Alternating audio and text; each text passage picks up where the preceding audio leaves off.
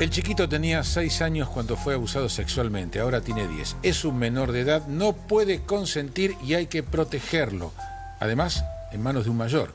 Entonces, la pregunta es, Andrea, ¿por qué tengo que atenuar una situación a alguien que viola a un chiquito? Porque ese chiquito desgraciadamente pasó por una situación similar con anterioridad.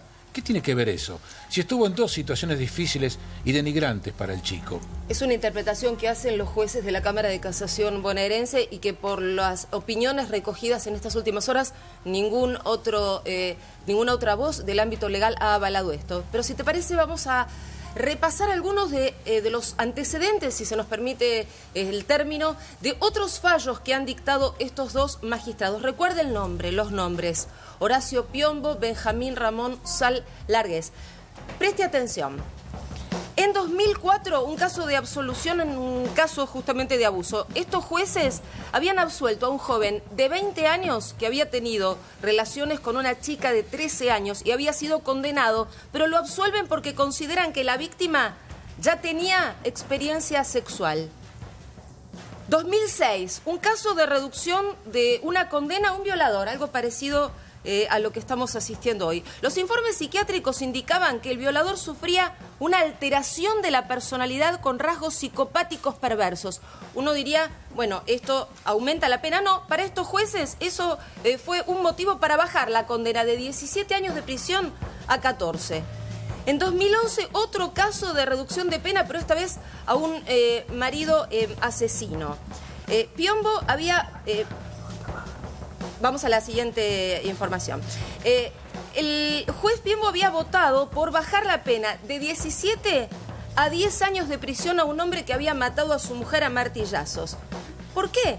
Porque consideró, presten atención, que la conducta de la pareja había influenciado en el accionar del homicida. Si la víctima era culpable, ¿no?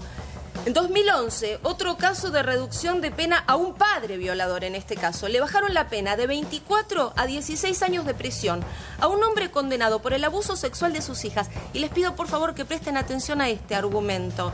El argumento fue que durante la violación las jóvenes ni quedaron embarazadas ni contrajeron enfermedades sexuales.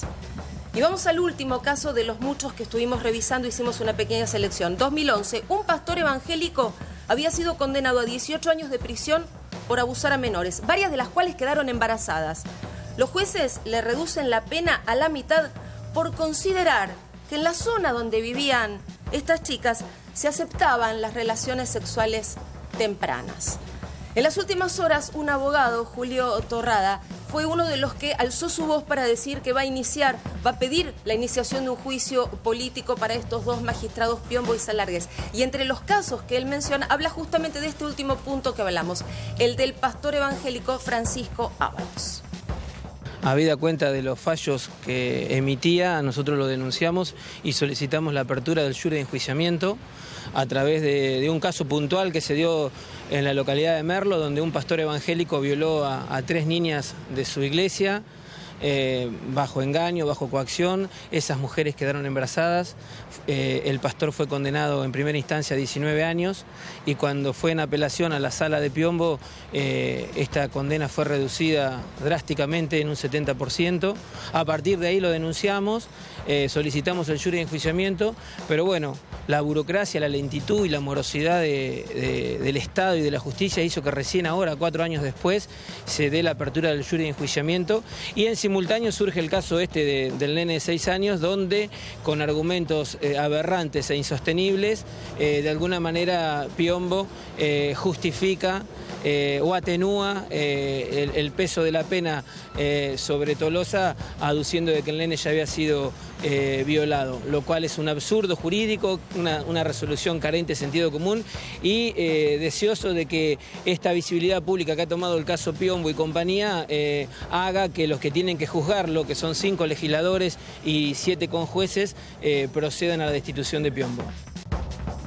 A ver, los argumentos, la expresión de los jueces de casación. Pablo, te pregunto, ¿violan en algún punto los derechos de los niños? A ver, en el año 94, Argentina como Estado soberano, en la reforma de la Constitución del 94, incorporó en principio 11 tratados de índole internacional, tratados de derechos humanos, y luego agregó 2 más. Principalmente la Convención Internacional de los Derechos del Niño. Y vamos a subrayar esta frase: derechos del niño. Porque a partir de esto, el fallo de casación podría tener un planteo de inconstitucionalidad. Quiere decir, si estos 13 tratados tienen jerarquía constitucional, tratado internacional con jerarquía constitucional, o sea, está en la pirámide jurídica argentina, todos los fallos inferiores podrían caer en lo que se llama principio de inconstitucionalidad. Básicamente, la cuestión pasa por algunos artículos de esta Convención Internacional. Fíjense, yo se los voy a ampliar, así lo ven bien. Este es fundamental. Este es el artículo que se podría haber violado en el fallo de casación. Preservar la identidad del menor, incluida la nacionalidad, el nombre y las relaciones familiares. Podría haber un planteo de inconstitucionalidad frente al fallo de Cámara. Y hablaron de cómo era el chico, cómo era la vida del niño. No deberían haberlo argumentado de esta manera. Algunos opinan que no. Otros opinan que el fallo está bien redactado. Pero básicamente, esta situación es la principal que se estaría violando en este tratado internacional. A ver. Voy a correr esto, así vemos. O lo cierro, mejor lo cierro. Ahí lo cierro. Fíjense esto. Artículo 12, inciso 2. Estamos hablando de la Convención Internacional de los Derechos del Niño, tratado internacional con jerarquía constitucional, la más alta de las leyes. Oportunidad de ser escuchado en todo proceso judicial o administrativo que afecte al niño. Pregunta. ¿Una apelación en casación es un procedimiento judicial o administrativo que pueda afectar al menor? Algunos juristas contestan que sí, otros contestan que no, porque dice que está valorando una situación pedida por el abogado defensor. ¿Cuál es la diferencia entre una situación y otra? Pedir la libertad condicional antes de tiempo.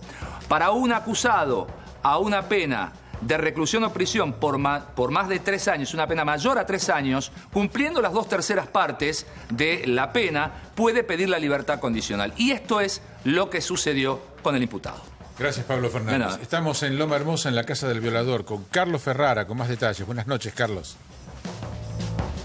Buenas noches, Ángel, y es así, aquí en esta casa vive Mario Tolosa, estamos hablando de Florida 1805. Bueno, estuvimos toda la tarde aquí, ¿sí? Siempre estuvo de esta misma manera la casa, con las ventanas y las puertas cerradas, todo apagado. Nosotros presumimos que este violador no está acá en esta casa, hace un mes que quedó en libertad y seguramente a este lugar no volvió, teniendo en cuenta que los vecinos están muchos indignados y no quieren saber nada con que él esté acá. Obviamente hay muchos vecinos que se sorprendieron con esta noticia, que nos vinieron a preguntar y recién ahí se enteraron que él vivía en este lugar. El menor, la víctima, vivía a tan solo 4 cuadras de esta casa. Por eso a la tarde se hablaba de que el nene tenía vergüenza y demás. Bueno, nada que ver. Acá lo que el nene tiene es mucho miedo de cruzarse con su violador, ¿sí? Teniendo en cuenta, y repetimos, que viven a tan solo 4 cuadras. Nosotros estuvimos hablando aquí en este lugar con Javier Cicero, que es el abogado de la familia, y esto nos decía. Bajaron la pena, exactamente, por decir que el hecho ultra agravante ya había cometido por el padre, lo cual no es cierto, dado que el padre estuvo detenido a los 6 meses de vida de edad del nene hasta hace 2 años. Así que es imposible que haya sido abusado por su propio padre. Hoy por hoy, ¿cómo está el nene? El nene está contenido con la familia, está muy avergonzado por el tema, porque bueno, es un hecho que ya pasó hace unos años y no es nada grato volver a tocarlo. Y está con un poco de temor porque esta persona vive a pocas cuadras de su casa. ¿Tiene miedo que lo vuelva a atacar? Miedo de cruzárselo, más que nada. No tiene miedo en sí a atacarlo porque se siente muy contenido con la familia en la que vive, que se siente muy protegido. Pero sí tiene miedo de cruzárselo o miedo de que su imagen salga en algún medio, no quiere que nadie se entere por vergüenza, pobrecito, ¿no?